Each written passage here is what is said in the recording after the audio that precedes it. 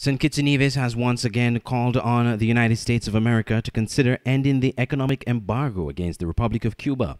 The latest call came from Her Excellency Dr. Thelma Philip Brown, St. Kitts and Nevis ambassador to the United States, last week at the 9th Summit of the Americas held in Los Angeles. We envisage then, Mr. Chairman, that a region diverse in culture but intrinsically linked by geographic proximity and common challenges, should emerge as one that is integrated, inclusive, productive, prosperous, and peaceful.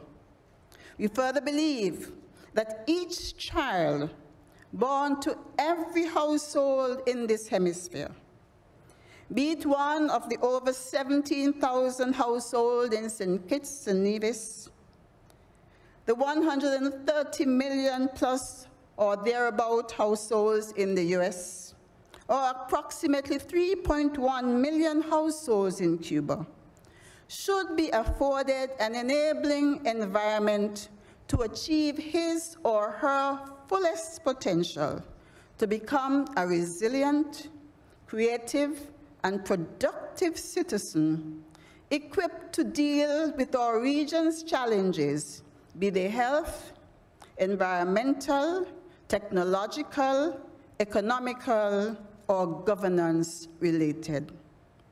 To this end, St. Kitts and Nevis urges the government of the United States of America to consider ending the economic embargo against the Republic of Cuba.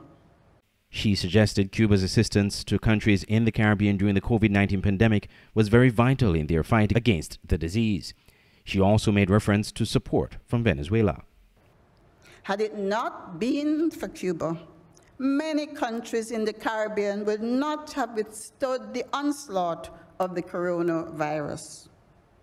Cuba's world-renowned healthcare sector should be a source for hemispheric pride, and their voice at the summit would have been invaluable for building sustainable, resilient, and equitable global health.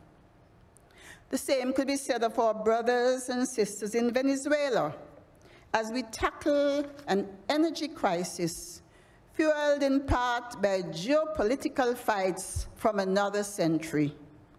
It is hoped that this summit provides the impetus to eschew 20th century conflicts and truly focus on the fights of the future, the fight for people, the fight for planet, the fight for prosperity, all necessary for the attainment of peace. The absence of Venezuela and Cuba at last week's summit was one of the major talking points and controversies surrounding the event, as both countries, along with Nicaragua, were not invited by the U.S. The reason given, the U.S. suggested that these countries have undemocratic governments, which would undermine the essence of the summit. The snub prompted Mexico and most of Central America to send lower-level delegations to a conference seen as a milestone for the region. Andre Huey, SKN Newsline.